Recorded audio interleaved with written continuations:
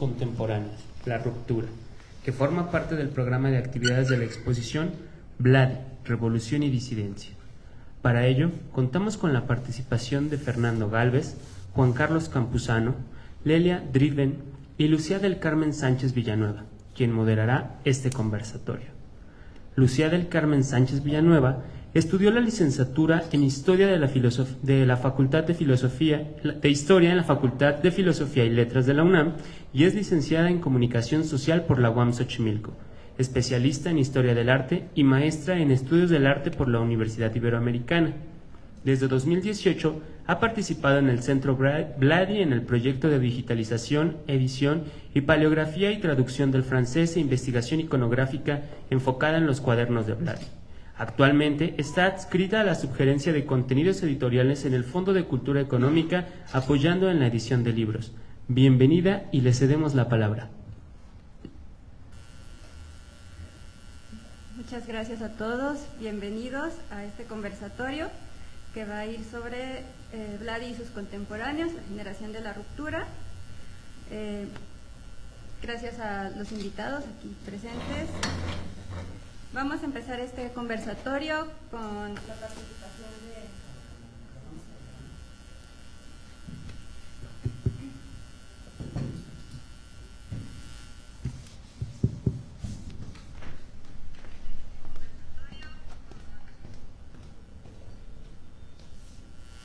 Vamos a iniciar el conversatorio con la participación.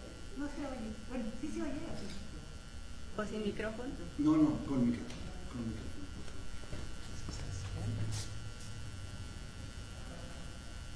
Sí, está bien.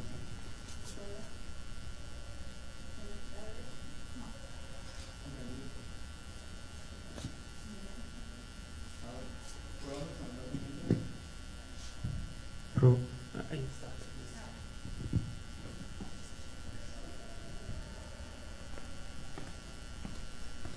Ya. Vamos a iniciar la participación con Juan Carlos Campuzano. Él es diseñador gráfico, docente y especialista en enseñanza de las artes visuales del siglo XX a través de medios gráficos y audiovisuales. Tiene 35 años de experiencia en docencia universitaria en arte de las primeras vanguardias artísticas del siglo XX, arte moderno y su repercusión en la plástica mexicana del siglo XX. Es consultor, conferencista para el Departamento de Servicios Educativos del Museo del Palacio de Bellas Artes en los temas de Pablo Picasso, trascendencia del cubismo y su relación con Diego Rivera en el 2017, así como el tema del expresionismo alemán en 2012. Es especialista adscrito al Departamento de Arte del Centro de Enseñanza para Extranjeros de la UNAM en pintura moderna mexicana, la vinculación entre la pintura de la generación de la ruptura y el arte contemporáneo mexicano, con 20 años de trayectoria a través de cursos de divulgación, diseño de material didáctico, seminarios, documentos audiovisuales, ensayos para el diplomado en estudios mexicanos del CEP-UNAM. Recientemente, en diciembre del 2021, pronunció la conferencia en línea El arte de la generación de la ruptura dentro del ciclo de conferencias organizado por la Coordinación de Cultura, Departamento del Arte del CEP-UNAM. Le cedemos la palabra. Llegó el audio, sí. Muchas gracias. Antes que nada, aunque no se encuentre presente aquí, quisiera agradecer de todo corazón la invitación del doctor Óscar Molina Palestina, quien hizo posible mi participación esta tarde.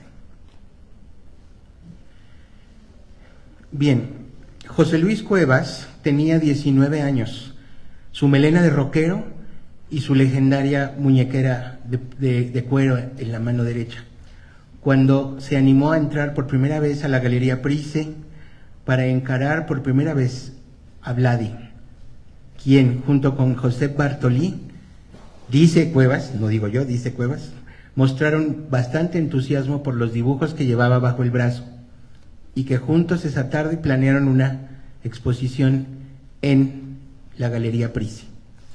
Esto nos relata el propio Cuevas en su ya conocida columna Cuevario, fechada el domingo 26 de abril de 1987, que publicaba el diario Excelsior, el buen Excelsior, el de antes, en la sección cultural El Búho durante ese año del año 87, en el que Alejandro Ugalde investigaba y realizaba entrevistas con las leyendas vivientes de la generación de la ruptura para el catálogo que presentó la maestra Silvia Pandolfi, que ostentaba el título La generación del cambio.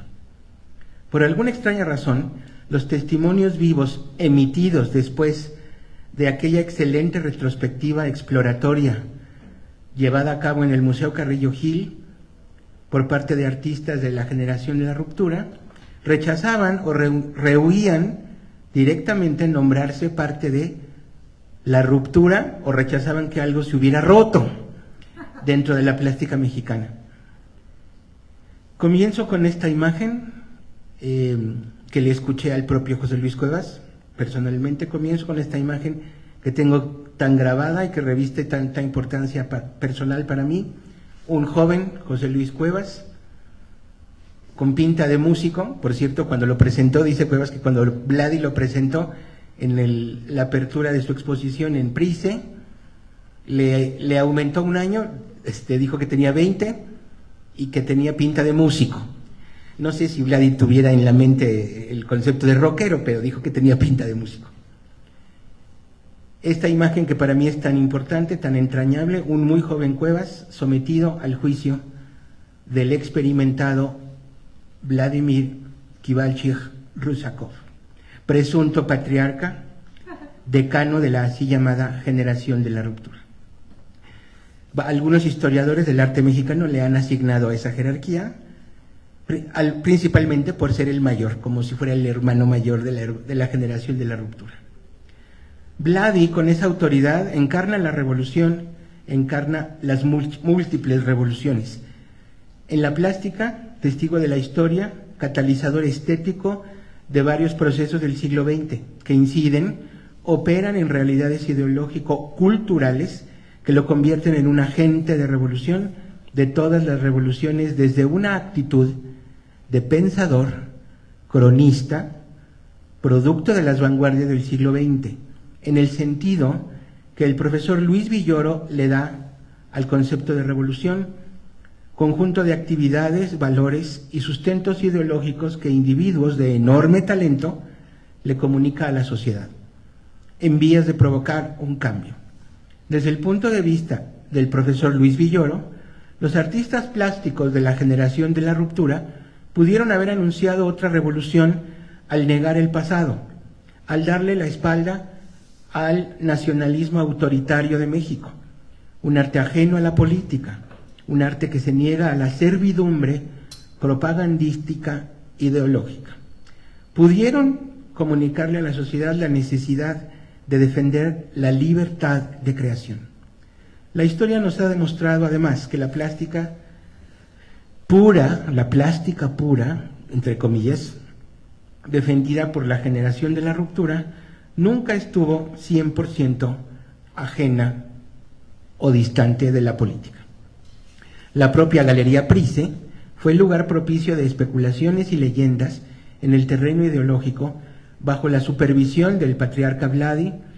Los exiliados españoles encuentran refugio en las tertulias de la galería. El propio Cuevas enfatizaba en broma y en serio que en la Galería Price se hablaba más de España que de pintura.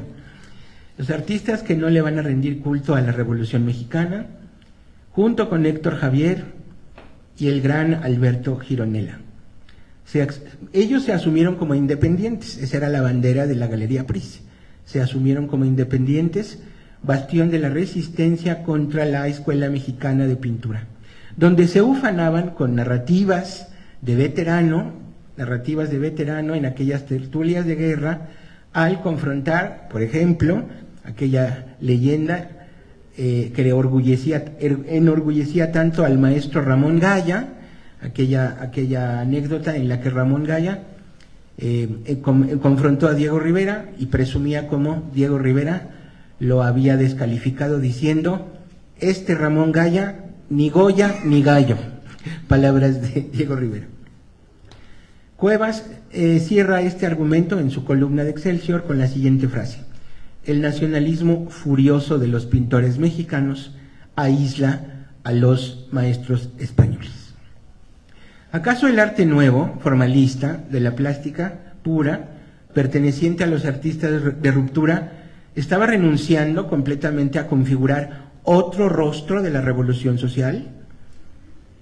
¿Sí? Algunos llegaron incluso a afirmar que este nuevo arte, algunos le llamaron pintura neohumanista, abstracción humanista, frases que causaban agruras entre los invitados a aquel concurso que fue en el Museo de Arte Moderno, el Salón ESO, recordarán, y que si contribuyó a esta generación de cambio a esquematizar esas otras revoluciones orgánicas, revoluciones continuas, el flujo de las revoluciones, como lo llamó Vladi, como organismos filosófico, político, estéticos, como más tarde Vladi mostraría en su obra mural posterior.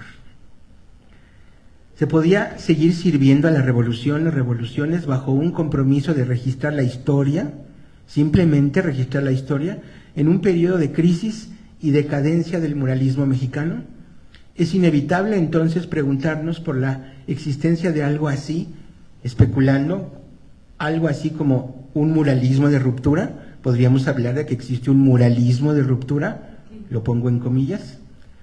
Vladi afirmó en alguna ocasión: me convertí en pintor sin quererlo, deseando escapar, desprenderme de la historia, y he aquí que la historia aún me persigue.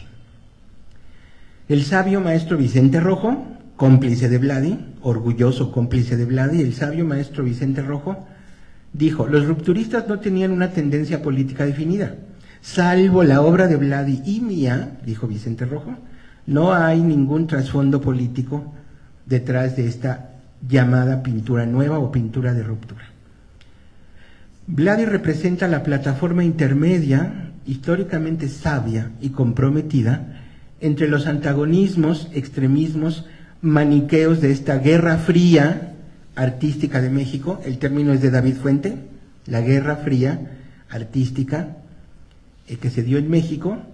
Por un lado, Vladi va más allá, supera la doctrina estática oficialista de la Revolución Mexicana, ya que Vladi está comprometido con una profundidad mayor de la arena revolucionaria del siglo XX, desde la primera vanguardia, la revolución bolchevique, el trazo del expresionismo al constructivismo. Vladi no participa de la sacralización iconográfica de los héroes patrios de México, llevados al mural retablo. No dicta la cátedra de historia del México postrevolucionario. Vladi no va a pintar murales nacionalistas, didácticos, socialistas, como los que se necesitaban en los muros de la Secretaría de Educación Pública. Y por otro lado, es ajeno a la mercantilización del signo abstracto que sigue las pautas gestuales de la Escuela de Nueva York. No responde al formalismo carente de contenido social, histórico, que se le atribuye también a la generación de la ruptura. Es un espléndido dibujante de corte expresionista, y eso ya es decir mucho, ajeno al cromatismo vacuo decorativista. Realiza murales atípicos, cercanos al muralismo mexicano, en un nivel superior a la mera propaganda, con grandes registros alegóricos, pero sin incurrir en la abstracción totalizadora de los murales internacionales. Separado de la abstracción despolitizada que alcanzó el formato monumental del mural desmontable, ejemplo, los murales de Osaka, los murales de la feria del pabellón mexicano en la feria de Osaka en Japón del año 70. Esa es la referencia.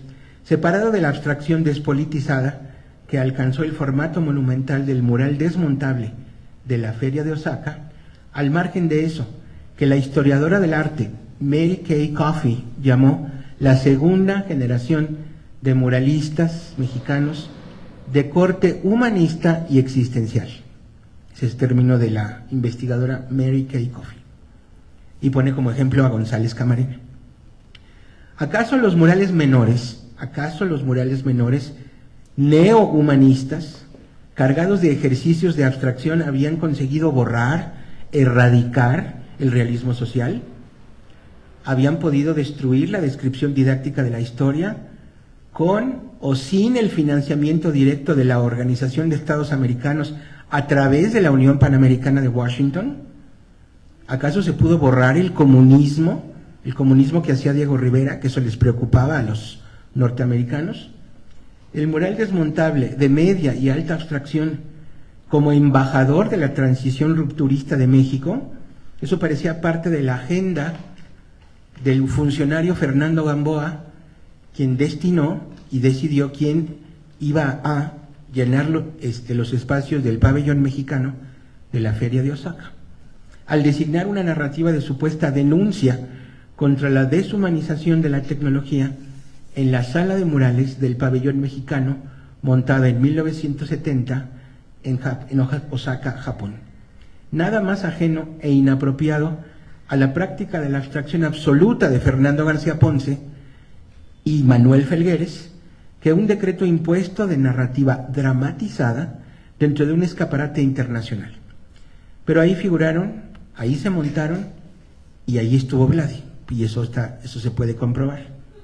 Vladi presentó ese mural desmontable llamado Hibridez Tecnológica, que es un ejercicio de cromatismo gestual, yo diría que de alta abstracción, por cierto, y que nada nos revela de la grandeza de Vladi. Nada comparado con los murales de la Biblioteca Miguel Lerdo de Tejada, en donde Vladi, el alquimista historiador, desveló el flujo de las revoluciones encadenadas a través de figuras poderosas, abismos cromáticos y enigmas de raigambre renacentista dentro del oratorio del antiguo templo de San Felipe Neri. Ahí mismo, ¿sí?, en ese mismo espacio, en el oratorio del antiguo templo de San Felipe Neri, donde algunos años después triunfó el famoso teatro Arbeu, el famoso teatro Arbeu, ahí donde estuvo cantando ópera varias temporadas la señora madre del maestro Gilberto Aceves Navarro. Y Gilberto Aceves Navarro decía: mientras mi madre cantaba ópera, yo me la pasaba correteando por las tramoyas. Gilberto Aceves Navarro, cómplice de Vladi, y orgullosamente pudo llevar esta anécdota el día de la ceremonia en la que Vladi realizó la donación simbólica al Instituto Nacional de Bellas Artes de poco más de 4.500 obras. Cuenta el maestro Aceves Navarro que al enterarse que Vladi estaba realizando murales en la Biblioteca Miguel Lerdo de Tejada, corrió de inmediato para ser testigo de algo que lo dejó embobado. Lo encontró resolviendo el segmento del nacimiento de Eva. Fascinado, sin moderar asombro, le vino a la mente de inmediato el genio pictórico que los dos, que Vladi y él, admiraban tanto. Le llegó Van Gogh a la mente y pensó: estos muros resueltos como no lo hubiera podido hacer el mismo Van Gogh. Pero ¿qué está tratando de hacer Vladi? Como si a Van Gogh, sí, le hubieran hecho falta muros, grandes superficies para alcanzar la inmortalidad.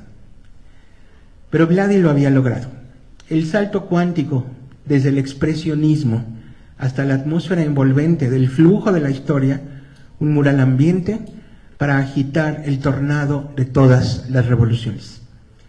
Durante la ceremonia en la que Vladi realizó la entrega simbólica de la donación de 4.601 obras al Instituto Nacional de Bellas Artes, rodeado de sus murales en la Biblioteca Lerdo de Tejada, al final de la ceremonia, en diálogo fraterno, Aceves Navarro toma la palabra y le dice a Vladi: me quitaste mi patio de juegos, me quitaste el área donde yo jugaba de pequeño, y tú acabaste jugando, pero más grandote.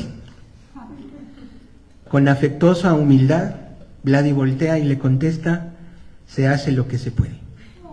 En fin, la piedra angular de los espíritus nobles. Gracias.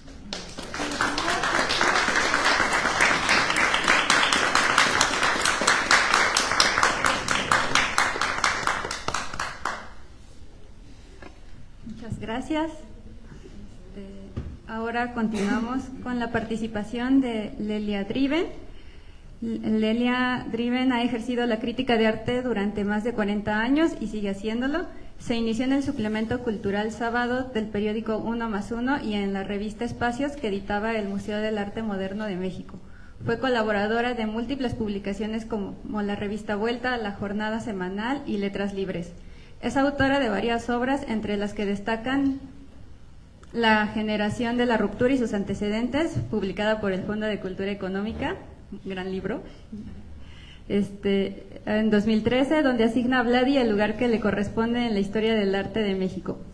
También Melesio Galván, El artista secreto, publicado por la UNAM en 1992, Alberto Gironella, publicado por Conaculta en 2001, Vicente Rojo, El arte de las variaciones sutiles, publicado por Conaculta en 1996, además de otro libro sobre la obra de Vicente Rojo desde sus inicios hasta el año de 1996, que no se publicó. Le cedo la palabra a Lelia Driven. Gracias. ¿Se escucha? Sí, sí. Bueno, yo estoy un poco sorprendida. Acabo de enterarme que esta mesa está dedicada a Vladi y la ruptura. Yo pensé que tenía que hablar sobre Vladi y en todo caso como algo ad hoc, como algo a continuación sobre su participación en la ruptura, en la generación de la ruptura que después se convirtió en movimiento. Pero entonces voy a leer lo que escribí y después tal vez entre todos podemos hablar de la ruptura.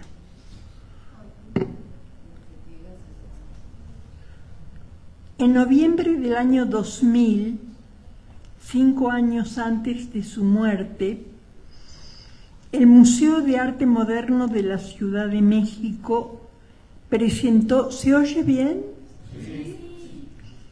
Presentó una exposición de Vladi, buena para quienes no conocen su obra, pero francamente deficitaria si se piensa en la grandiosa obra total que realizó, me gusta más decir que consumó, este gran artista ruso-mexicano a lo largo de su vida. Esa exposición estuvo curada por Tomás Parra. Posteriormente me tocó ver otra exposición de Vladi en el Centro Vladi de la Universidad Autónoma de la Ciudad de México, situado, como todos saben, en Mixcoac. Esta exposición estuvo curada por Víctor Salomón y Mariano Grimaldo. Allí también vi en distintos momentos, fuera de esa exposición, pinturas de Vladi, pinturas de este artista de calidad insuficiente. Pero la muestra mencionada pues poseía dibujos de gran maestría, como fue siempre desde su adolescencia la producción de este género, me refiero al dibujo, salida de la mano y de la imaginación de este gran hombre, Vladi. Ahora bien, no recuerdo la fecha de otra exposición de dibujos, así se escucha mejor, de otra exposición de dibujos curada también por Salomón y Grimaldo, o tal vez solo por Víctor Salomón. Grimaldo murió de cáncer siendo muy joven, en la sede de la UACM de la Universidad de la Ciudad de México, situada en la calle San Lorenzo de la Colonia del Valle. Todo lo que vi allí era absolutamente extraordinario, tanto que tardé mucho en abandonar la sala. En verdad, no podía despegar mi visión de las obras. Eran escenas figurativas con la memoria y la mano que dibuja instalada en el pasado, en el Renacimiento y en la grafía y la grandeza de Durero. A propósito, no quiero demorarme más en decir que, como todo vanguardista a ultranza, y pienso en las vanguardias de los primeros 30 años del siglo XX, Vladi siempre tuvo la mirada puesta en el enigma del presente y en el fuego del pasado. Y eso le da a su obra una radicalidad total e indiscutible. Pero al mismo tiempo Vladi fue un gran experimentador. No solamente concretó en sus cuadros la pintura veneciana, o sea, la pintura del Renacimiento, sino que se atrevió a más. Se atrevió y consumó positivamente grandes cuadros sostenidos por el engarce del color, solamente el color con un gran acierto y libertad en la combinación de los colores. Diría más, con una libertad cromática que podía dejar de lado las combinaciones y donde los contornos están ausentes, no importan. Eso es lo que yo he visto en por lo menos 2 salas de la exposición que está ahora aquí en San Ildefonso.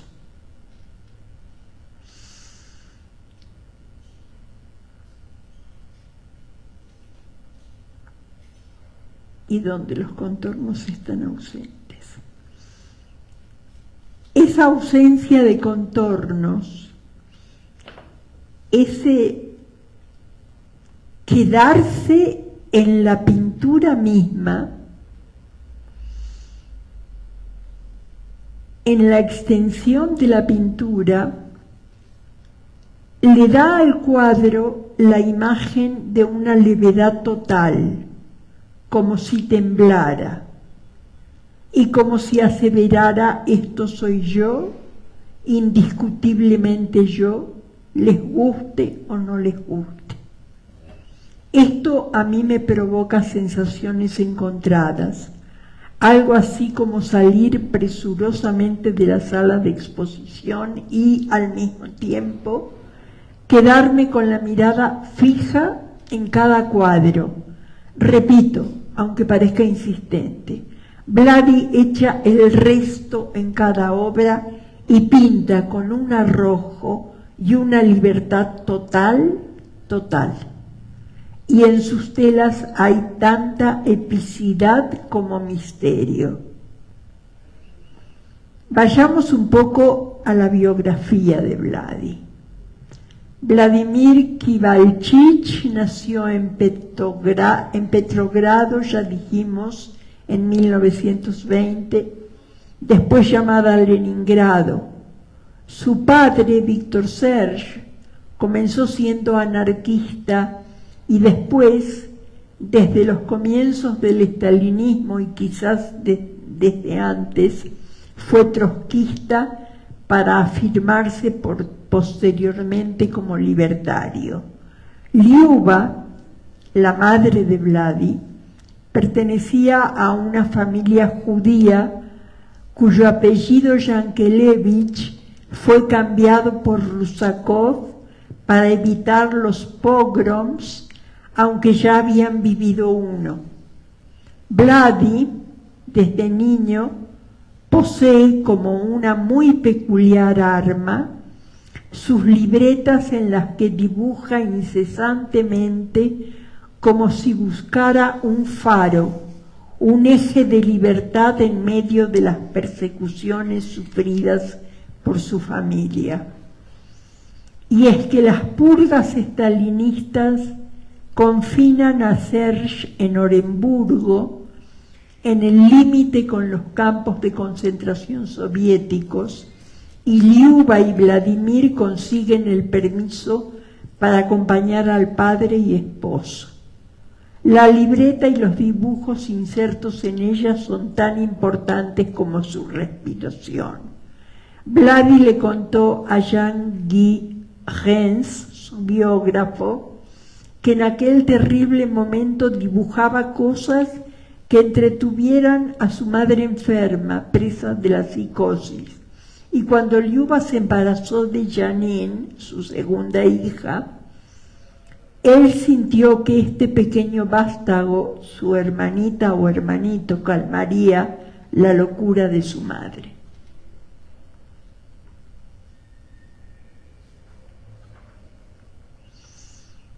Finalmente, como se sabe, Stalin, a instancias de intelectuales franceses y gracias al pedido personal del escritor Romain Rolland, concedió el permiso para que la familia Serge Rusakov saliera de la Unión Soviética rumbo a Francia, más específicamente París.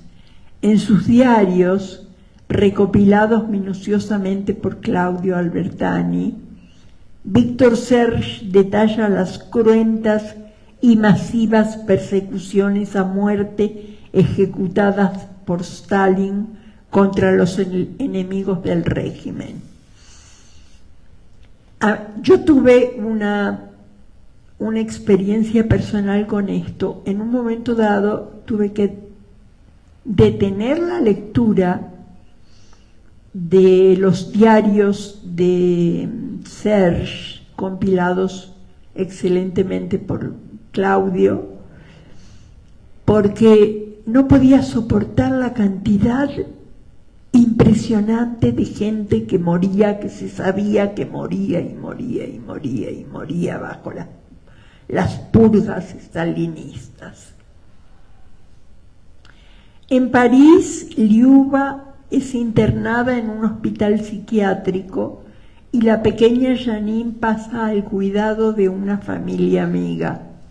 Y cuando llega a Francia, el fascismo durante la Segunda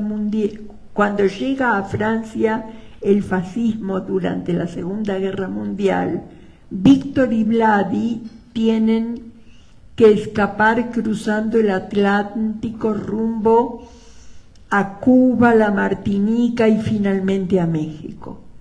Años después, Laurette Séjourné traerá a Janine a México. Sé que en este ciclo de conferencias que acompañan la exposición de Vladi se ha hablado de su biografía, pero he reincidido en eso para señalar la condición de sobreviviente que constituyó a Vladi desde su infancia. Y es una condición trágica, un vivir entre la vida y la muerte primero y entre la vida y la zozobra después, a partir del exilio en México.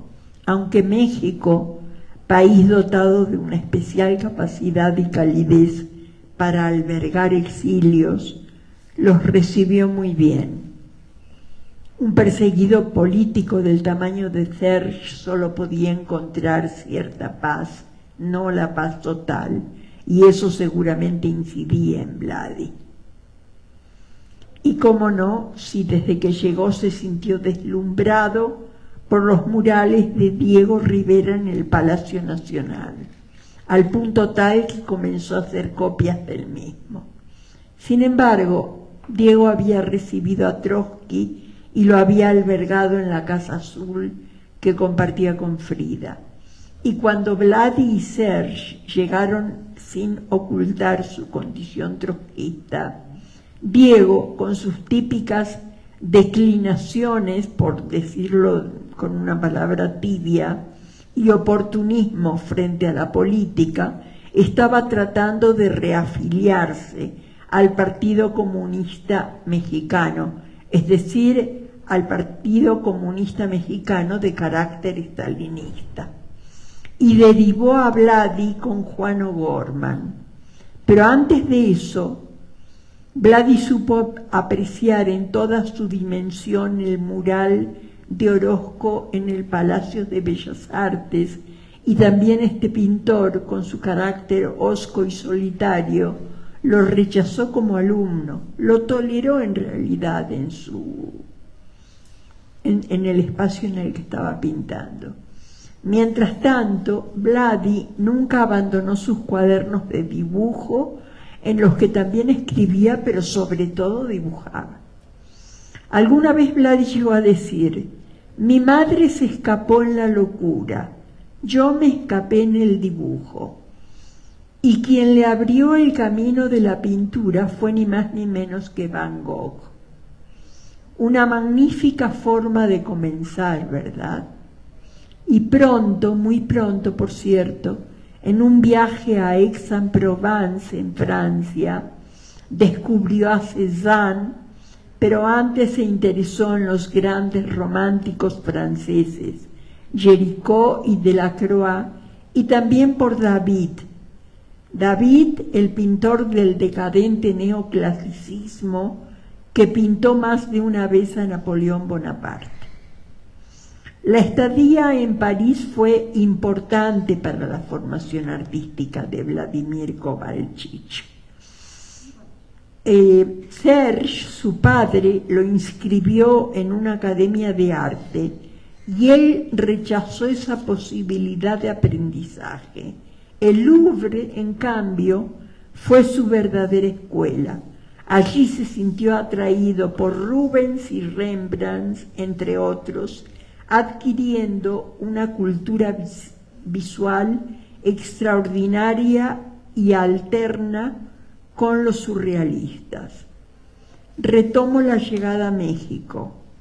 Es al día siguiente de la llegada, cuando Vladi acude al centro, pasa por la catedral sin que le llame la atención y llega al Palacio Nacional para recibir, tal cual narra Jean-Guy Rens en su excelente biografía sobre este artista, un golpe en el pecho igual que antes con Van Gogh. Y más adelante agrega, frente a la epopeya,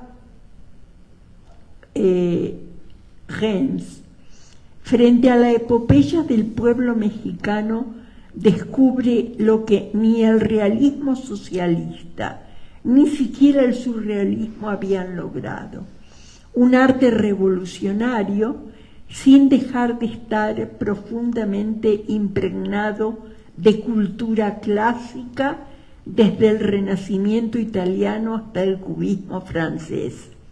La técnica en extremo sobria de Ribero, el gran arte de Giotto y Rafael, que por todos lados se traduce a través de la anécdota regionalista.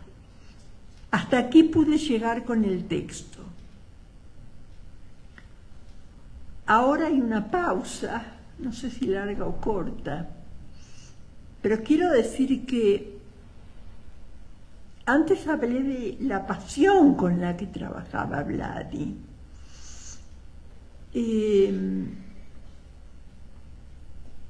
Esa pasión suele ser típica de los revolucionarios a ultranza.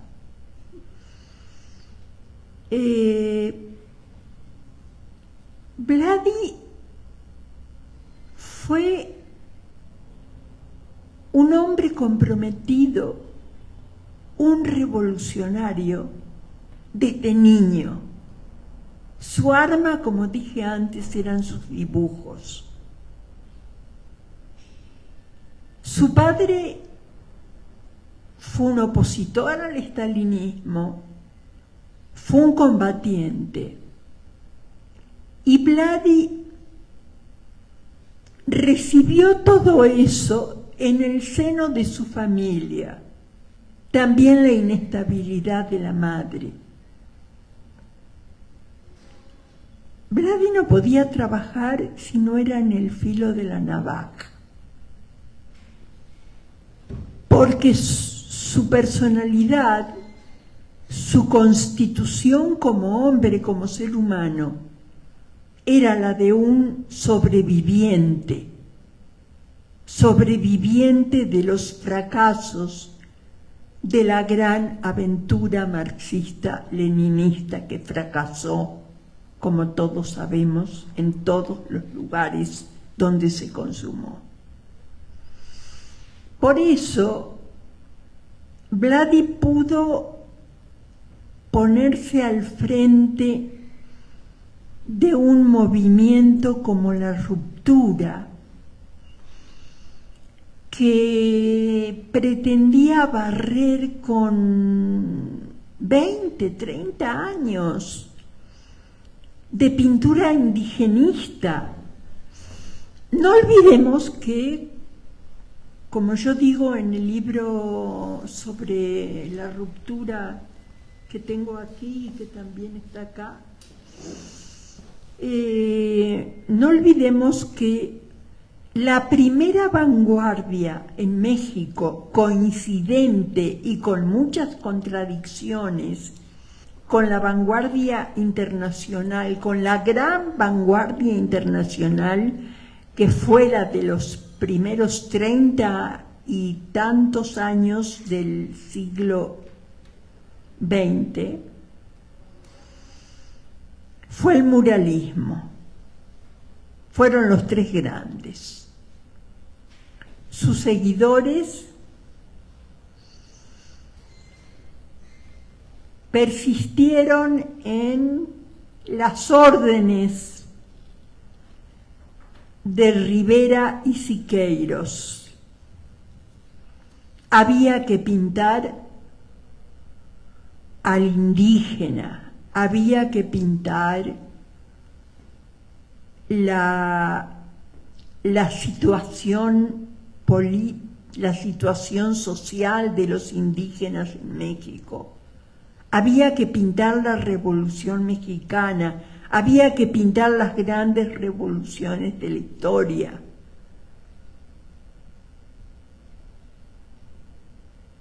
Pero lamentablemente la Escuela Mexicana de Pintura, que duró demasiado, fue una réplica totalmente débil, decaída, con un folclorismo,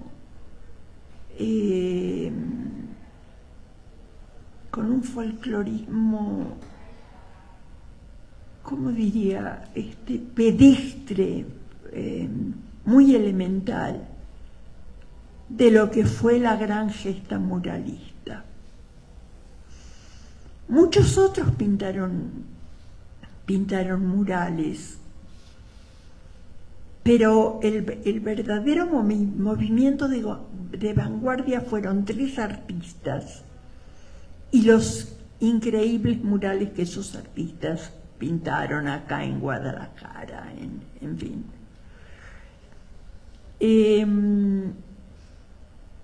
Vladi en 1951 presta su casa, abre las puertas de su casa para que nazca una generación que en ese momento solamente tenía a 3 participantes: Alberto Gironella, José Luis Cuevas, que era casi un adolescente, y Enrique Echeverría, donde también participaron personajes que trabajaban en el campo de las letras, de la literatura, refugiados españoles. Bartolí mismo fue un refugiado español, después se separó. Y así nació el movimiento rupturista. Hay críticos de arte muy picudos, perdón por usar esta expresión, no se me ocurre otra, que dicen: no, ¿cómo que en la casa de Vladi? Nació en las galerías. Sí, pero la primera galería es la casa de Vladi convertida en galería y convertida en talleres de los artistas. Ahí tenían su taller Cuevas y Gironella. ¿Solamente ellos o algún otro? Y Héctor Javier, sí, perdón, me olvidé de Héctor Javier. Y entonces, después, cada uno siguió siguió en su producción, y había algo que molestaba mucho a Vladi. Vladi era un hombre que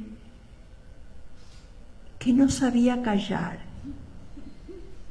que decía todo lo que pensaba, y era un polemista a ultranza,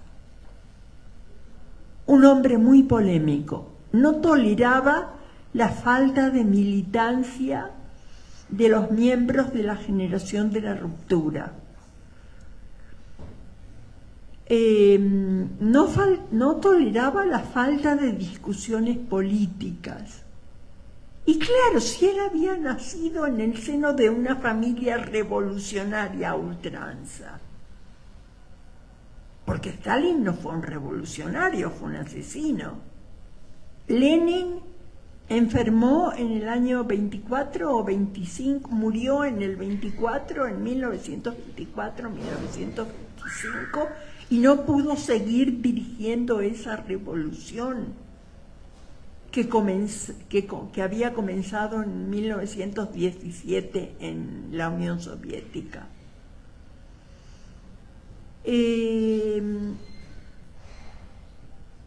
Entonces, Vladi discute con sus amigos de la ruptura, se pelea con ellos posiblemente, y decide no entrar al circuito de las galerías comerciales, porque aspira a un arte revolucionario que las galerías comerciales no tolerarían. No se daba cuenta que lo que producían grandes maestros como Alberto Gironella, como José Luis Cuevas, como Vicente Rojo, como Kazuya Sakai, como Fernando García Ponce, era en sí mismo un arte contestatario, un arte que podemos llamar revolucionario, contestatario porque rompía con las formas esclerotizadas que existían hasta ese momento. Y es comprensible que tuviera esa posición, porque él fue un revolucionario desde niño, desde que tuvo uso de razón. Vivía en una casa de revolucionarios perseguidos por el régimen. ¿Cómo puedo imaginarme la personalidad de Vladi? Yo digo, ¿cómo puedo imaginármela? Porque lamentablemente nunca hablé con él, nunca tuve una conversación con él. Pero yo me la puedo imaginar muy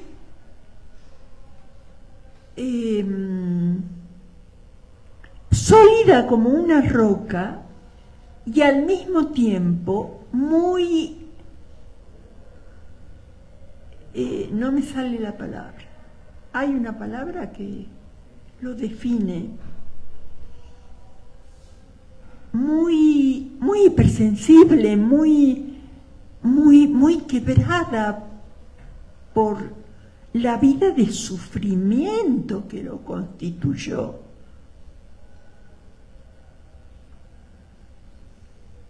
Y además tenía, en el buen sentido de la palabra, una ambición sin límites con su propio trabajo. Él quería, y por eso antes de llegar el Louvre fue su escuela, ya lo leí antes. Él quería remitirse al Renacimiento y remitirse a las obras del pasado, remitirse a las obras de los grandes siglos de la historia del arte. Por eso su grafía no era picasiana, venía de Durero.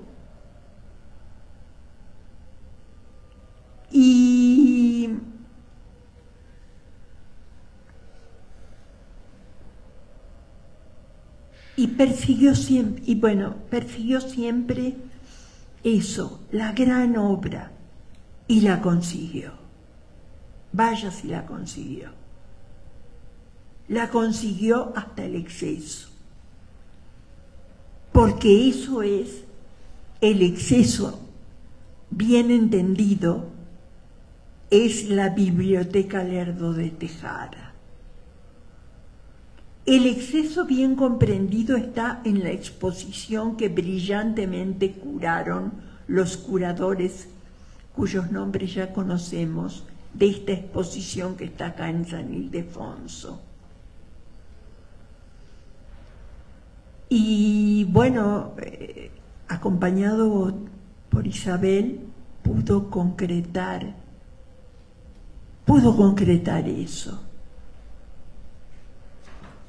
Este hombre lastimado desde la infancia, este hombre valiente desde la infancia, este hombre que recorrió el Louvre como si fuera su propia casa y lo recorrió durante mucho tiempo, este hombre que se codeaba con los surrealistas y no lo convencían del todo. Y bueno, eso fue Vladi, es todo lo que puedo decir.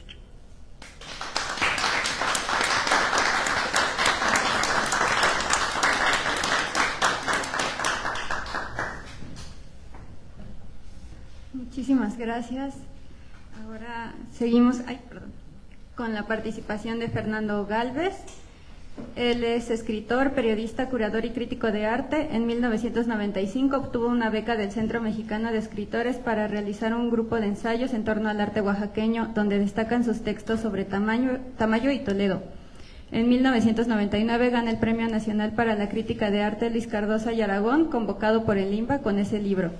Fue director y curador del Instituto de Artes Gráficas de Oaxaca 2000-2005, donde curó y organizó exposiciones individuales de artistas como Rembrandt, Toledo, Goya, Picasso, Dalí, Vladi, Leopoldo Méndez, Vicente Rojo, Gabriel Orozco, Picasso, Elizabeth Catlett, entre otros. Ha curado exposiciones para galerías privadas y museos de Estados Unidos, Cuba y Sudamérica. Ha escrito para más de 50 catálogos y libros de arte. Ha colaborado para publicaciones como La Jornada, Revista de la Universidad, Milenio, El Universal, Letras Libres, Casa del Tiempo, Cambio, El Heraldo, entre otras. Ha sido curador del Complejo Cultural de Los Pinos, del Museo de Arte Prehispánico Rufino Tamayo. Fue director, fundador y describió el proyecto de la Ceiba Gráfica en Veracruz 2005-2006. Fue director del Espacio Escultórico La Telaraña, donde realizó exposiciones de escultores como Helen Escobedo, Jorge Jaspic, Gersoa, Adam Paredes, Alejandro Santiago, entre otros. Es director del Centro Vladi de la UACM. Bueno, le cedo la palabra. Buenas tardes. Muchas gracias al Colegio de San Ildefonso, a Eduardo Vázquez, por recibir esta serie de charlas en torno a Vladi y la exposición retrospectiva que se realiza aquí, gracias a los curadores por invitarnos a esta serie de eventos paralelos, y una disculpa gigante a la maestra Lelia Driven, puesto que no se le informó la temática de esta mesa oportunamente. Desde hace más de 6 meses, 8 meses está fijada la temática de la mesa como Vladi y sus contemporáneos y la ruptura. No tiene ninguna importancia. bueno, a nombre de la Universidad Autónoma de la Ciudad de México y del Centro Vladi, que somos los organizadores tanto de la exposición como de todas las actividades, pues le damos una disculpa por que no se le haya transmitido el tema. Menos mal. Bueno, pues siguiendo la línea de anécdotas que narró muy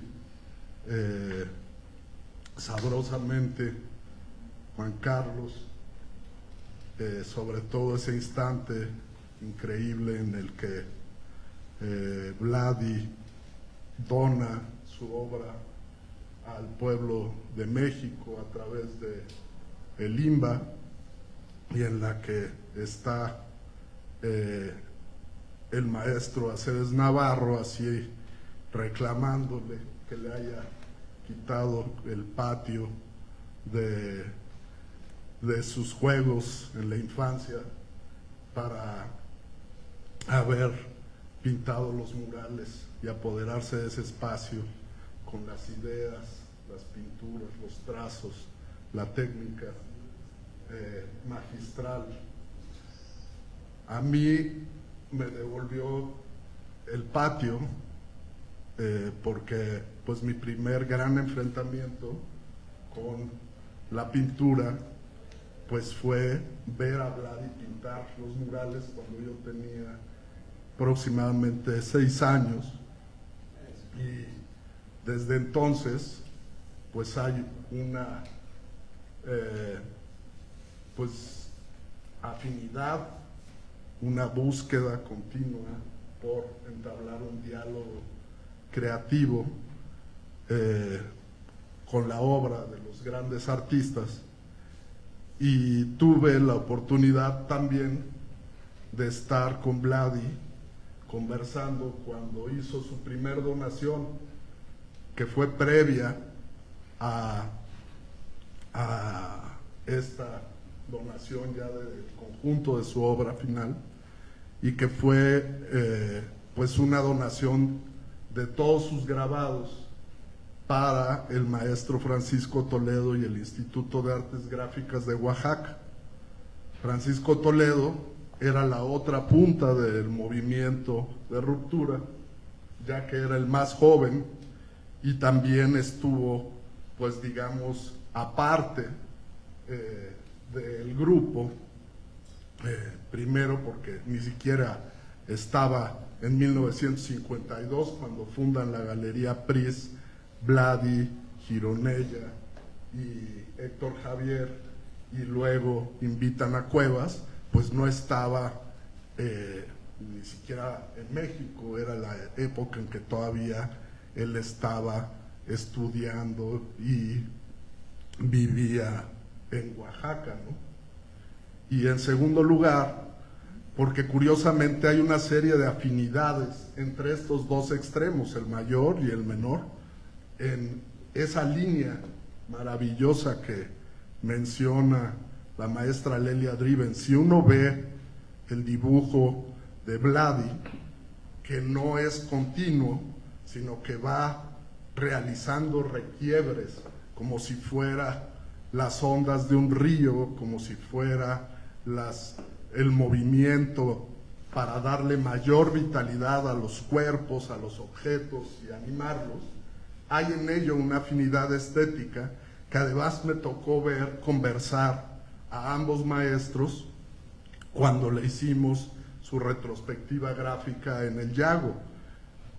Toledo también hacía el quiebre de la línea, pero él sí la cortaba.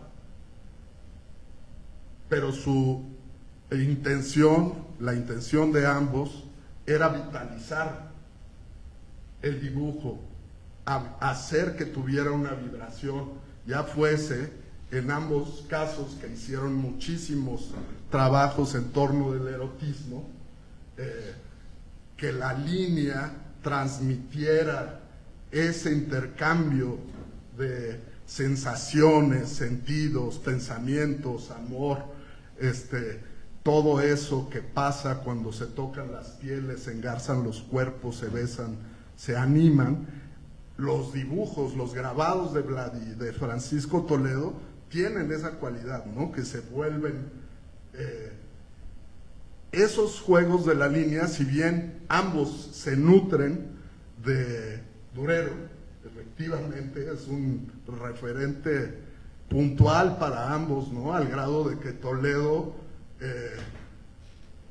pues lo retoma textualmente, hace paráfrasis, toma las proporciones de un tratado de anatomía y dice: esto, aunque es de Durero, al que admiro yo tanto, es el principio del racismo, ¿no? Y entonces le coloca al lado, pues, si estas son las proporciones ideales del cuerpo de la mujer, pues aquí va un chapulín, estas son mis proporciones ideales, ¿no? Y si estas son las proporciones ideales del hombre, pues este es un sapo, ¿no? Esas son mis proporciones ideales. Y juguetonamente, pues cuestiona estas nociones que se manejaron también en el arte clásico, y de ese modo aprende y discute con los maestros. Lo mismo era en el caso de Vladi, ¿no? O sea, Vladi es siempre un alumno de lo mejor de la pintura, de las técnicas, de las propuestas estéticas, del dibujo, de la línea, de los grandes maestros, de los maestros del arte moderno, como Van Gogh, y de las vanguardias, del surrealismo, pero hay una eterna discusión. O sea, hay esta posición como la de Vladi ante el muralismo, de te admiro muchísimo, con esa imagen maravillosa de Jean-Guy Rens, de Diego entrando a Palacio, pero ni soy tu seguidor, ni olvido también todos los aportes del arte que han sucedido, ni con los que he pasado, convivido, tenido tertulia, exhibido, discutido, ¿no? No hay más que una inmensa mesa del arte que no tiene tiempo y en la que confluyen todos los pintores. Y pues así como Vladi discutía con todos, el gran polemista, en términos cotidianos, coloquiales, pues lo hace en su pintura, ¿no? Y lo que es los murales de la Biblioteca Lerdo de Tejada es una tremenda discusión artística, política, matérica, en la cual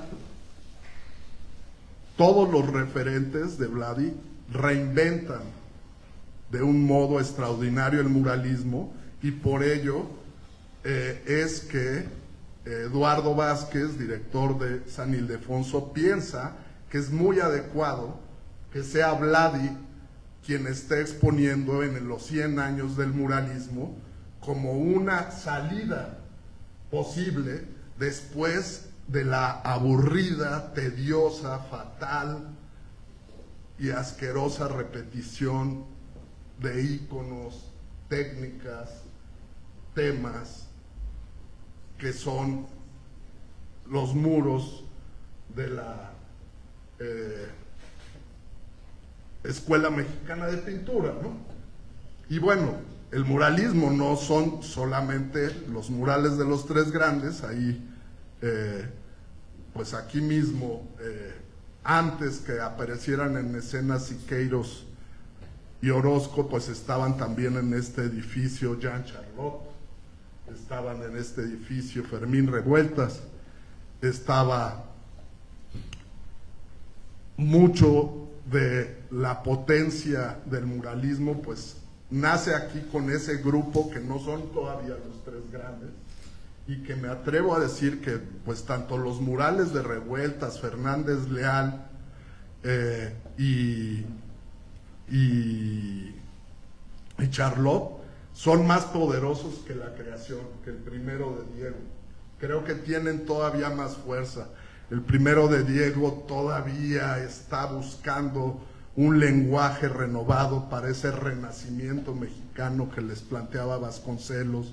Todavía está muy influido por el aduanero Rousseau, sobre todo en la parte paisajística. Todavía no se apodera del paisaje mexicano, ¿no? O sea, no alcanza todavía a tener toda la fuerza que va a alcanzar en Palacio Nacional, en la CEP, en Chapingo, en todos los después murales fabulosos que hizo Bellas Artes, en fin, en los que ya hay pues un Diego que puede gustar más o menos, puede ser más ilustrativo de la historia o menos, pero que tiene un dominio, ya tiene un lenguaje, ya sabe hacia dónde se quiere dirigir.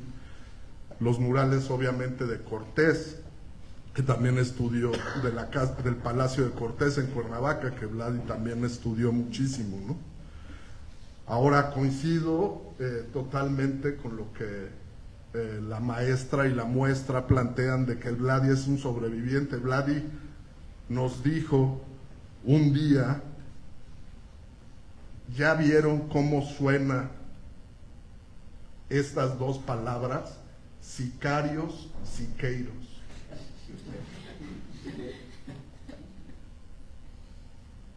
Para Vladi, Siqueiros era dos, un pintor y un sicario, un asesino. Él no podía visualizar a Siqueiros sin ese incidente en el que realiza el atentado previo, ¿no? Y por ello la ruptura, Vladi siempre está detrás de Cuevas en las grandes discusiones en torno a tratar, está haciendo una estrategia silenciosa en la que él aparece detrás de la gran polémica de Cuevas, utilizando al personaje mediático, escandaloso, provocador que era Cuevas, para minar y mermar el dogmatismo, el poder de un Siqueiros y de un muralismo que cuando él se sorprende por los aportes de los pintores mexicanos en los muros, intenta por todos los medios, consigue un muro y lo censuran, ¿no? Lo censuran por haber pintado a un Stalin ahorcado. Y aunque es el sistema y es el gobierno mexicano, él ve también la influencia del stalinismo en ello, ¿no? O sea, Stalin desde Rusia tiene la capacidad política de incidir en el único gobierno que les da refugio a él, su padre y Trotsky,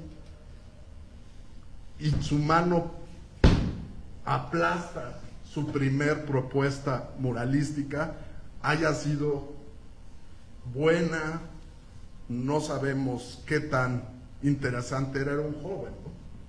Que estaba apenas abordando por primera vez las técnicas para los muros. Entonces, pues obviamente la ruptura plantea para Vladi algo más cercano al pensamiento de su padre, lo libertario, más que una facción y un dogma ideológico, la anarquía, lo libertario, la libertad absoluta, más en el terreno, que más debe tenerlo, ¿no? El arte, la expresión libre de las ideas, el estilo sin ataduras, la imaginación desbordada, la poesía tal como sale del hombre, no determinada para un patrono, sea el rey, sea el Estado nacional, sea el capitalista, ¿no?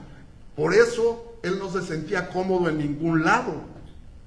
no se sentía cómodo ni en esto ni en lo otro, y cuando empieza a pintar los murales, sí le dolió, pero y como era un polemista permanente, pues se enfrentó a las críticas que le estaban haciendo sus excompañeros de la ruptura y que le estaban cuestionando: ¿cómo puedes estar trabajando para Echeverría, cabrón? Si este cabrón está matando a los estudiantes. Monsiváis lo dice en el libro de Jean-Guy Renz también, ¿no? Es que no, en México ya un cuate que está recibiendo un pago del gobierno mexicano por hacer arte, en este momento no es tolerado como artista. Y se lo dicen así de duro y lo resintió muy fuerte. Vladi les contestó, es el momento en que escribe esa frase que está aquí en la exposición contra el Salón de los Independientes, ¿no? Porque está iniciando en ese momento el encargo, 1971, ¿no? 72, no sé. ¿Es anterior? Sí, lo de la independencia, ¿independientes de qué? Es del 70. Y empieza a pintar los corales en el 72. Ah, ok. Pues bueno, en ese momento, Vladi se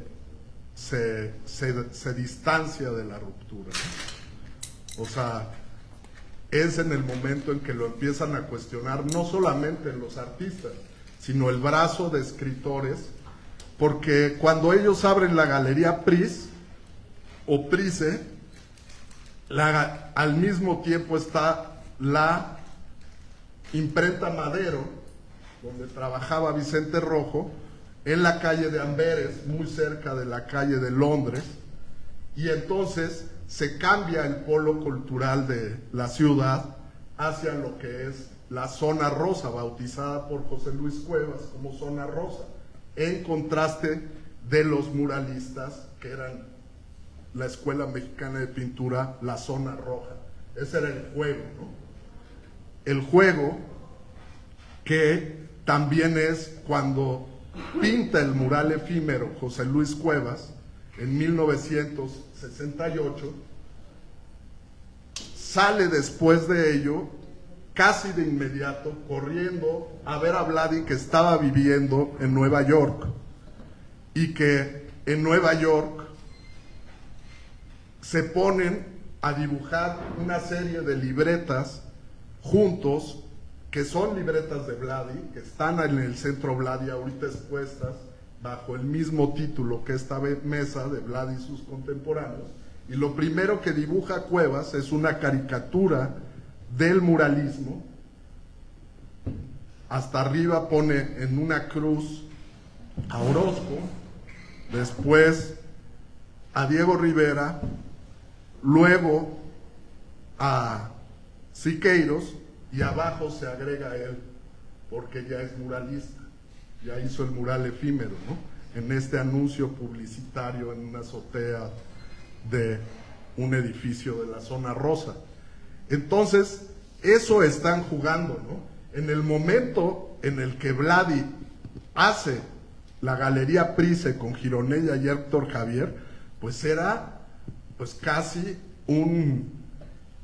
una rebelión.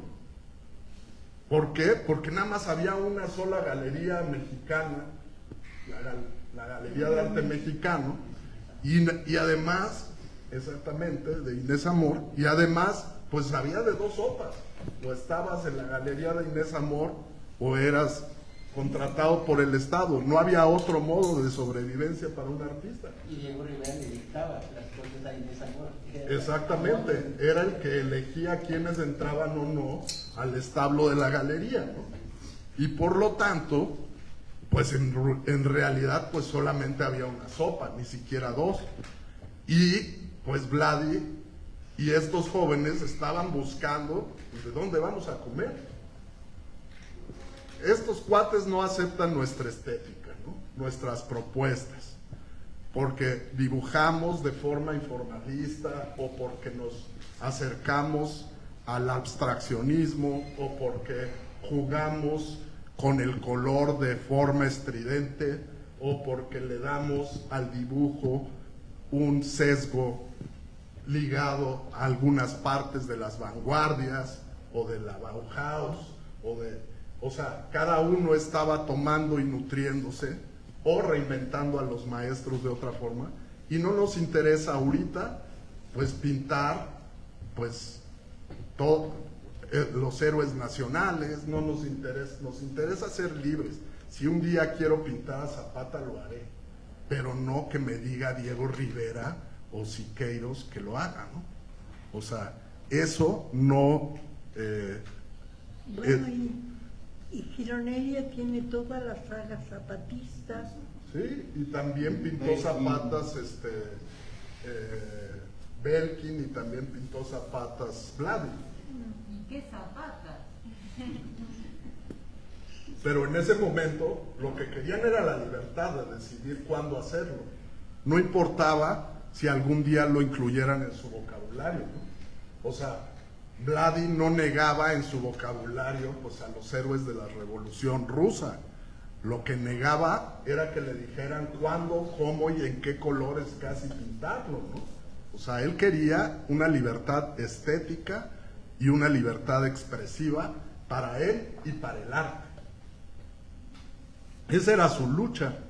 O sea, esa era la lucha que estaba jugando detrás de las discusiones, las polémicas, que no eran nada más verbales o que no se daban únicamente en los periódicos, en los suplementos culturales en los que estaban armando José Emilio Pacheco, Monsiváis, Cuevas, Paco Ignacio Taibo II, todos alrededor de Benítez, en la Casa del Lago, a donde ellos estaban también pintando las escenografías de Gurrola, las escenografías de Tavira, Jodorowsky, a donde Juan José Arreola y la poesía en voz alta, estaba aglutinando a toda esa generación y se mezclaba con la generación también anterior de escritores y pintores, y por eso ellos tenían sus ojos puestos en Tamayo, ¿no? El respeto de Vladi hacia Tamayo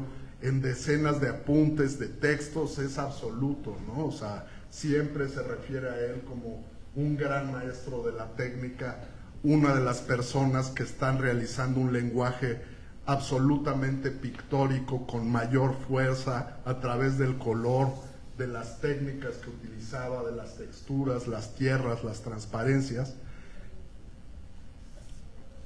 Y Tamayo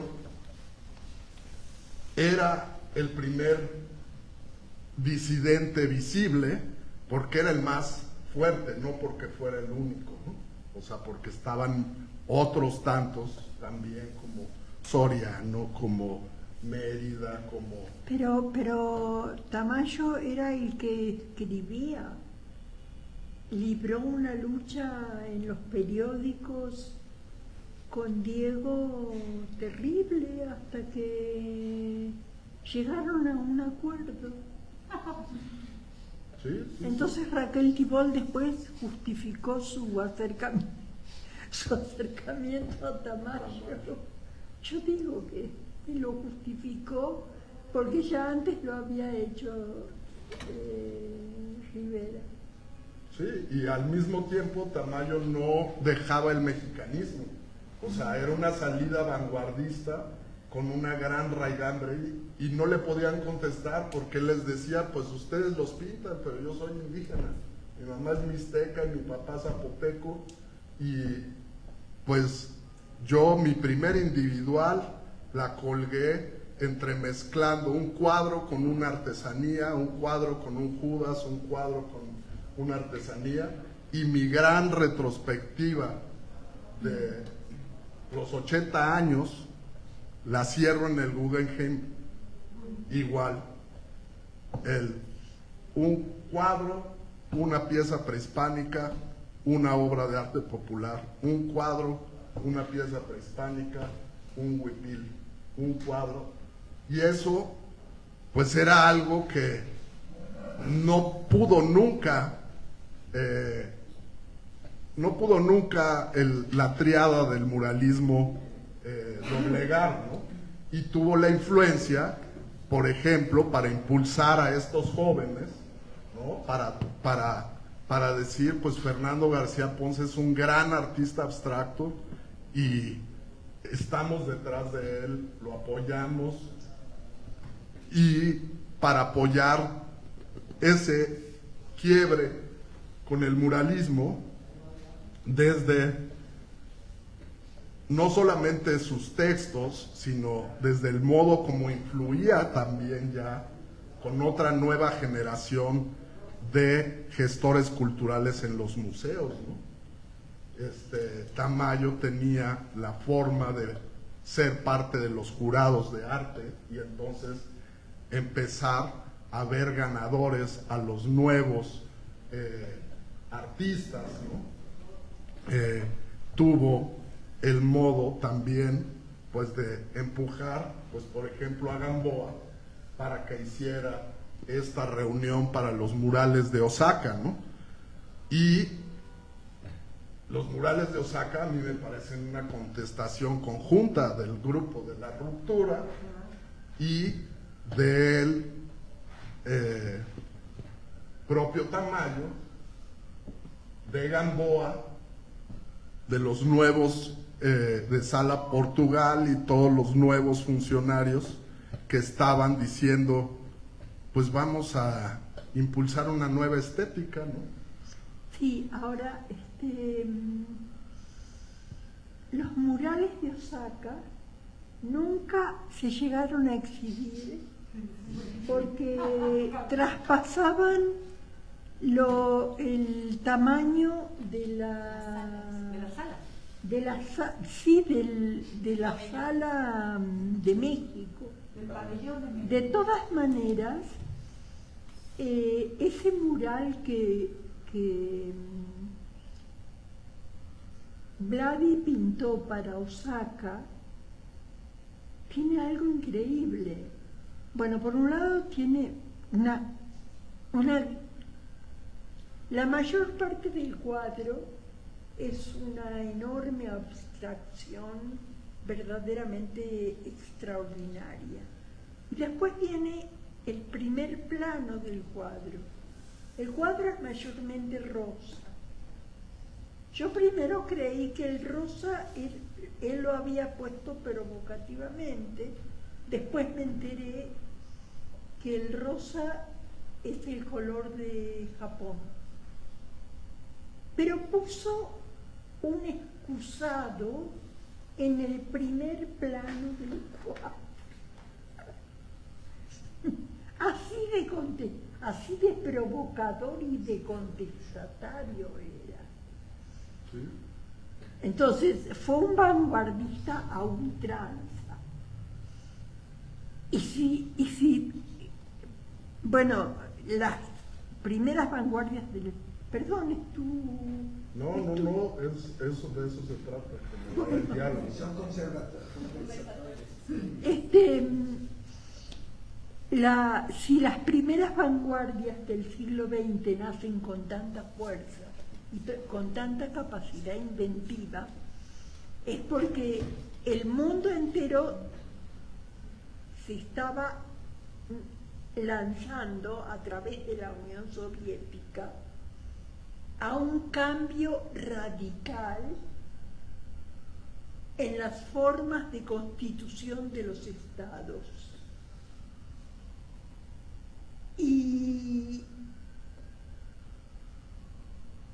el gran ejemplo de eso es el cuadrado negro sobre fondo blanco de Malevich. ¿Sí? ¿Tú estás de acuerdo con eso? Completamente. Y Vladi se convierte en un contestatario, o sea, en un revolucionario de las artes, con esas cosas intempestivas, aparentemente intempestivas que tenían. Poner un excusado en el cuadro en el mural que lo iba a representar en Osaka.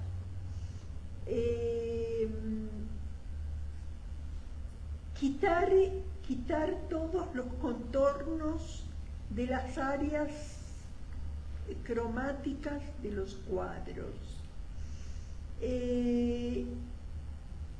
dibujar un desembosado erotismo, absolutamente desembosado. Era un pintor de extremos. De hecho, esos parámetros, por ejemplo, que ellos están pintando antes, son las grandes discusiones del 68 también, ¿no? Y es esa revolución cultural la que creo yo se expresa mayormente tanto en Vladi, Toledo, como todos ellos, ¿no? O sea, hay esa necesidad Y Cuevas. de reconfigurar la estética, ¿no? Y Cuevas. Y Ahora, Cuevas. lo que es muy curioso es cómo llega a esa propuesta pictórica que coincido totalmente de borrar los contornos cuando él ha realizado antes 200 dibujos para llegar a ese cuadro, ¿no? Claro, con eso, con contornos. Que son, y es una forma en la que pues demuestras que él traslada lo que Da Vinci decía para la pintura, de que la pintura es cosa mental, él lo traslada al proceso del dibujo, y por ello este cuerpo inmenso de obra que son las libretas de Vladi, en la que ves cómo fluye su pensamiento, ¿no? Puedes leer toda la construcción de un cuadro, no solamente en el plano estético, artístico, sino en toda su conjunción sensorial, sus discusiones ideológicas, su afinidad con la psicología, ¿no? Que es lo que más retoma del surrealismo, ¿no? Por eso pinta primero la capilla freudiana, ¿no? Él estuvo en el taller, como tú bien sabes, Delia, en el taller de Roberto Mata en París, y también hay algo de Mata que queda como un resabio en los mundos, en los universos, inclusive del mural,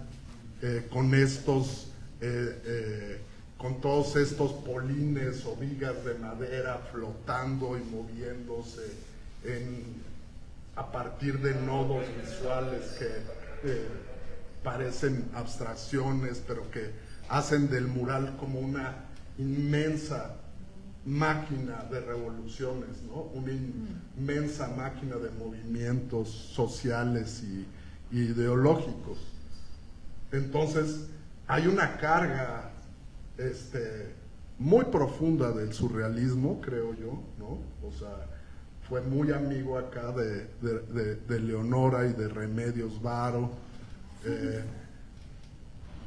La cuestión del acercamiento de Breton con Trotsky, el manifiesto por un arte revolucionario que termina firmando Diego para que Trotsky no se vea comprometido.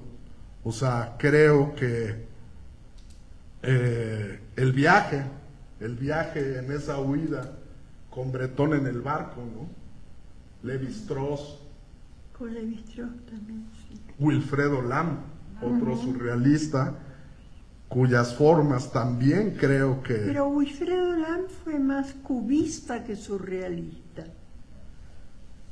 Sí, pero sí tuvo una etapa muy cercana al surrealismo, sobre todo antes de subirse al barco, ¿no? En esa época, pues ya se mete más al surrealismo y desata más todas estas referencias selváticas, las máscaras, o sea, esa África subyacente en la Cuba que lo vio nacer, ¿no? No sé si Juan Carlos quieras agregar cosas en torno a todo esto que estamos Sí, ahorita estaba pensando, damos el micrófono. Sí, justamente esos residuos que también va a colocar en el mural de la Biblioteca Lerdo de Tejada, los únicos murales del mundo que contienen residuos del inconsciente, en ese flujo de figuras donde incluso Freud está presente en el mural. Claro. Llega un punto en el que además el propio movimiento surrealista, que no pudo resolverse totalmente en las artes visuales, fue muy fiel y muy puntual en la literatura, fue fiel junto a Sigmund Freud, fue fiel junto al psicoanálisis, pero mucho de la iconografía surrealista se quedó corta porque lo que hicieron fue reciclar el dadaísmo. Bueno, es que yo diría que Dada fue el surrealismo. Y además era imposible trasladar a la pintura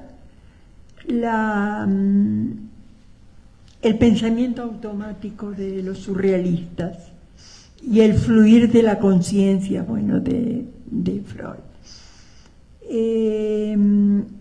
Yo diría que los mejores pintores surrealistas son aquellos que están vinculados más a la pintura metafísica que al surrealismo. Ahora, en el surrealismo, en la literatura, obtiene un gran triunfo, pero viéndolo retrospectivamente, si tomamos, por ejemplo, la antología de la poesía surrealista que hizo, se me olvida el nombre. César Moro. No, la hizo un argentino. La de Pellegrini. Bueno, los poemas son verdaderamente horribles, pero abrieron una puerta inmensa porque después aparecieron grandes poetas que practicaron el verso libre de una manera estupenda. Pero en esa antología se salvan muy pocos textos, y entre ellos el texto en prosa de Leonora Carrington. Pero bueno, fue un movimiento extraordinario. Me gustaría saber tu opinión de que Vladi decide que antes de pintar las revoluciones se va a meter a hacer la capilla freudiana.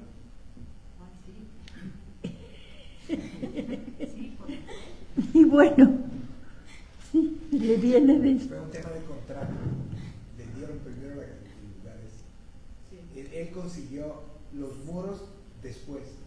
Sí, Primero pero tuvo un contrato solo para la capilla. Ahora, la pregunta es válida. No, Porque pues se puede sí, preguntar. ¿por qué decidió pintar Sí, entonces sí. lo freudiano? Si no le hubieran dado la otra parte del contrato, no se la nunca habían pinta dado, las pero ahí revoluciones. ahí tiene los papeles. O sea, le dieron los muros de la ¿cómo se llama? De la nave central después. El primer contrato solo incluía la capilla freudiana. Pero la pregunta tuya es correcta de todos modos, porque ya antes pintó a Freud. Podía haber hecho otra cosa. Pero porque él tenía él era muy polémico, se peleaba con todo el mundo. Pero él tenía una adhesión, una posición frente al surrealismo muy desde adentro del surrealismo, al mismo tiempo que los cuestionaba. Por eso elige la capilla freudiana. Para él Freud fue muy importante, claro. A ver, quiero decir, ¿puedo? Sí, claro. Mira, es una relación muy sufrida la de Vladi con los surrealistas. Y es una relación, bueno, es una opinión mía, es una relación emocional, porque entre Breton y su padre no corría buena sangre. O sea, y por eso cuando llega Vladi a París y los frecuenta, dice que eran tigres de salón. O sea, los surrealistas le caían mal, pero no mal, muy mal. Hay incluso una polémica aquí en la revista de Octavio Paz, se me escapa el nombre, de los años 40. ¿Cuál? No. Al rato me voy a acordar cuál es, una revista famosísima. No, la que sigue de Taller, perdón. No es el Ateneo. Plural. No, antes de Plural. Al rato se lo digo, pero no es importante. Él escribe, Serge, no Vladi. Serge escribe sobre el surrealismo y lo escribe en francés y le traduce César Moro, que sí era surrealista. Entonces, Serge dice que la escritura automática no existe, porque si hay un escritor que trabajaba su prosa de manera brutal y que es un maestro de la prosa, ese es Breton. Entonces, ¿dónde está? Eso lo dice, no lo digo yo, lo dice Serge. ¿Dónde está la escritura automática? De tal manera que la opinión, sin entrar en los detalles, la opinión negativa de Serge sobre lo surrealista influenció emocionalmente a Vladi. Al mismo tiempo, los temas surrealistas sí le gustaban. Y bueno, yo tengo una discusión que hice con él, que está colgada en la página de los cuadernos de Vladi. Vladi, no me acuerdo cómo le pusimos, Vladi el surrealismo, no sé qué, en donde él, al final de su vida, después de haber rechazado a los surrealistas, siempre dice, bueno, al final de cuentas yo también fui surrealista, ¿no? O sea, lo que quiero decir es que desde el punto de vista de los contenidos, es innegable que Vladi haya sido surrealista, porque, no sé, el tríptico trotskiano, toda su obra está lleno de simbología surrealista, no de simbología surrealista, la manera surrealista de pintar, y la cuestión de la psicología, que no psicología sino psicoanálisis, esa le viene de su padre, no de los surrealistas. O sea, Serge empezó a estudiar psicoanálisis muy pronto y le pasó, ahí tenemos los artículos en el archivo del Centro Vladi, y le pasó su interés a Vladi. Entonces es bueno, todo un conjunto de situaciones. Lo que quiero decir es que era una relación ambivalente en la cual él tenía hostilidad personal hacia los surrealistas, especialmente hacia Breton, no hacia Wilfredo Land, a quien amaba, porque Breton fue terrible. Sí, ellos, mira, Serge y Breton nunca se atacaron personalmente. En los diarios, si te acuerdas, él habla de Breton de manera respetuosa, pero vitriólica, diciendo, por ejemplo, eso, que cuál escritura automática, es un maestro de la prosa. O sea, al mismo tiempo lo está alabando, pero está diciendo que de la escritura automática, la pintura automática, todo eso automático, hay que tomarlo con pinzas, porque sí es parte de su experiencia estética, de traspasar el inconsciente, etcétera. Pero el caso es que, sin entrar en los detalles de lo que es la escritura automática, Vladi tenía esta ambivalencia. Tenía por un lado una hostilidad y por el otro lado admiración, es lo que quiero decir. Pues es lo que dice la maestra Lelia Driven. O sea, Vladi terminaba polemizando y peleándose con todos, pero esos son sus mundos. O sea, en París, en donde se insertó, fue en los círculos surrealistas. En México, donde se insertó, fue en los círculos de la ruptura, y con ellos terminó polemizando, peleándose, se quedó cercano a más de uno de ellos, se quedó más peleado con otros y se alejó definitivamente de otros. Eso fue el constante de su vida, porque era una personalidad así, que confrontaba, que cuestionaba y que tenía una posición siempre, por ejemplo, en la cual rompía cuando sentía que se estaba convirtiendo en un espacio de poder o de dogma o de algo ya establecido, ¿no? Él necesitaba la agitación de las ideas y no quedarse en una sola. Sí, para mí Breton fue un cacique. Le decían el Papa. ¿Eh? Le decían el Papa. El Papa. No me vayan a decir aguafiestas, tenemos 5 minutos. Araceli, ¿quieres decir algo antes? Ya, ¿Y perdón, tú, Araceli. Silvia? Me gustaría cuando pueda. Bueno, tenemos 5 minutos. ¿Para Gracias. decir? Bueno. Bueno, sí, vale. Dos cuestiones. Una sobre el mural El primer contrato de Vladi fue la capilla freudiana y el frontispicio, los dos espacios. Y en efecto, lo que tú decías, Fernando, habría sido el mural de Vladi si no conseguía los otros muros, porque cuando él ya estaba terminando, apenas estaba gestionando los otros muros, en efecto no serían las revoluciones sin los elementos. Habría sido la revolución freudiana y habría sido, pero esto es interesante para pensarlo, lo que él habría podido dejar es lo que está en el frontispicio, que es muy interesante, porque además es su padre, el trascendente, el uno no camina sin el otro, y en la capilla freudiana lo que yo veo como una gran inquietud de Vladi, incluso del muro central, es todo el tiempo como el nacimiento de la cultura. Tiene que ver en general con la cultura y la interpretación psicoanalítica, y en el frontispicio de la nave central creo que también está relacionado. Entonces, ante tu pregunta, que es interesante, yo no la había pensado, eso es lo que habría dejado si no hubiera conseguido los otros muros.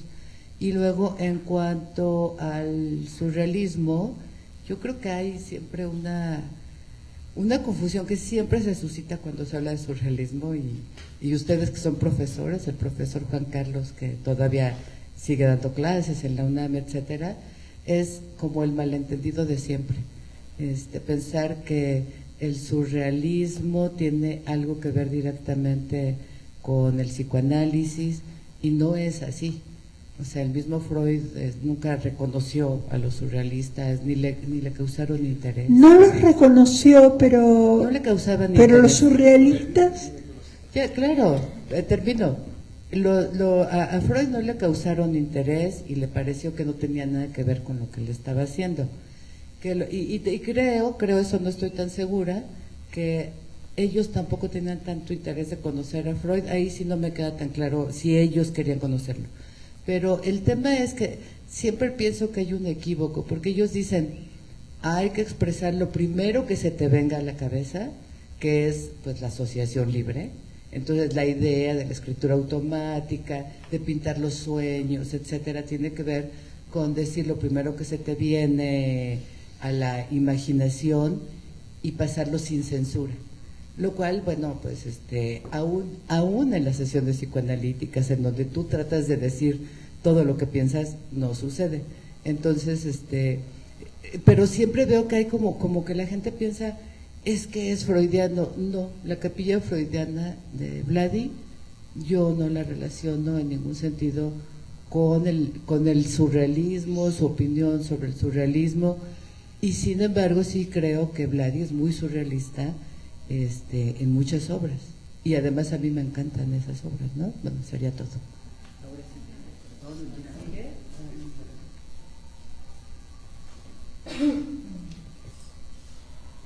Hola, buenas noches. A mí me gustaría mucho rescatar la discusión que se dio alrededor de la obra de Independencia de 1970.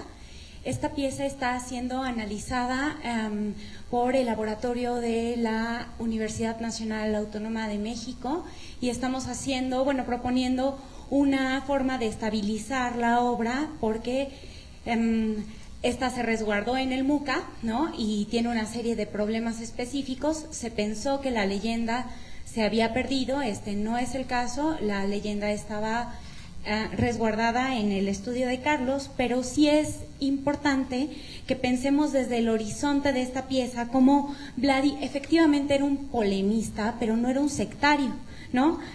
Vladi se une al Salón Independiente en 1967 y poco antes del tercer salón él ya está fuera, ¿no? Sin embargo, este salón implicaba una serie de limitaciones, tanto materiales como formales, como del trabajo en equipo o en grupo para generar los contenidos formales. Entonces, Vladi lo que hace es, a pesar de hacer una crítica, ¿no? por demandar pues una postura estética y política más frontal, ¿no? Se atiene a los estatutos de ese salón independiente y también pinta sobre un papel craft, con papel caple y con plumones, ¿no? Entonces ahí se ve que el diálogo se hace desde lo estético, y más aún esta pieza en realidad retoma el modelo iconográfico de la obra del baño que comentaba Lelia Driven. El baño en la parte de arriba tiene la figura de Narciso y esta obra nuevamente vuelve a ser una narrativa alrededor de la figura de Narciso. Cae, ¿no?, hacia el excusado, los desechos, y estos desechos tienen que ver con una postura estética anquilosada que está representada en el cuadro, ¿no? Entonces, esto es muy importante porque la discusión, también la política, se da desde esta postura estética. Y bueno, de lo del surrealismo también me parece súper interesante. Hay cantidad enorme de hemerografía en donde dice bueno sí, bueno no. Me encanta porque esta hemerografía de Vladi está subrayada, ¿no? Y en los años 50 le hacen una entrevista y dice, yo soy plenamente surrealista, ¿no? Y entonces se ve que años después tacha, ¿no? Y dice, ay, estoy muy tentado a borrar esto, pero nada más lo tacha hacia el lado, ¿no? Y entonces es una discusión permanente para su propia creación pictórica, ¿no? Estos referentes del surrealismo. Gracias. Bueno, muchas gracias. Ya tenemos que cerrar. Agradecemos mucho la participación de los ponentes. Es muy interesante toda esta discusión. También me quedo en una de las conferencias de Juan Carlos, donde dice que hay que abrir más perspectivas en la historia del arte, y eso también nos va a ayudar a entender pintores tan, pues de alguna manera, ¿no?, dicotómicos, polémicos como Vladi. Agradezco mucho su participación. Y antes, un anuncio de las próximas actividades en torno a la exposición de Vladi, Revolución y Disidencia. Está el taller de Temple, donde van a poder crear sus propias obras de arte aplicando las técnicas utilizadas por Vladi. Duran 40 minutos, son los sábados 3 y 10 de diciembre, o sea, el próximo sábado, entre 11 y 14 horas. El costo de los talleres de 40 pesos y pueden pedir informes en acciedu@gmail.com. En la siguiente sesión va a contar con intérprete de lengua de señas mexicanas. Y para el jueves 12 de enero del 2023, ya el próximo año, a las 5 de la tarde, también está la conferencia de Vladi y su influencia en otros artistas de Roberto Parodi, Jair Latier, Triana Parera y Frida Hartz. Bueno, muchas gracias por su atención. Tengan una buena noche.